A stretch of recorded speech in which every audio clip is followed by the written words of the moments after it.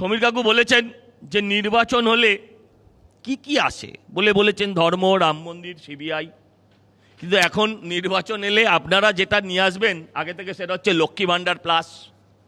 Already নিয়ে চলে এসছেন ওই আপনার জগন্নাথ ধাম, আপনি নিয়ে আসবেন দুর্গাঙ্গন।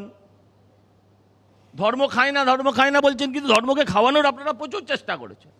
65 লাখ বিহারে বাদ গেছে বলেছেন, পরে অরূপবাবু সেটাকে শুধরে দিয়েছেন যে না 65 লাখ নয়, আবার পরে কিছু নাম ইনক্লুশন হয়েছে। ইসিকে বলেছেন অমিত শাহর চাকর। রাজীবা সিনহাকে যদি আমি বলি মমতার বাড়ির ঠিকেজি, ভালো লাগবে?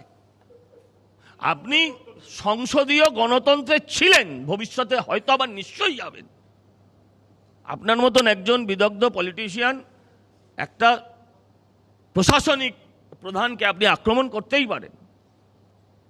কেউ বিতর্কের ঊর্ধ্বে কোনো দিন ছিলেন না, কিন্তু তাই বলে এই ধরনের আক্রমণের আমি প্রতিবাদ জানাই যে আপনার থেকে এটা আশা করা যায় না। আমি আপনাকে বলি, বিহার যদি এরা বলে কাগজ দেখাবো না, কাগজ তোমাদের বাপ ঠাকুরদাও দেখাবে, কোনো চিন্তা নেই। যেটুকু প্রয়োজন কাগজ সেটুকু দেখাতে হবে। এইটা বিহারে যদি হয়ে থাকে, বিহারের মানুষ যদি প্রান্তিক হয়, সে যদি কাগজ দেখাতে পারে, তুমি দেখাবে না কেন?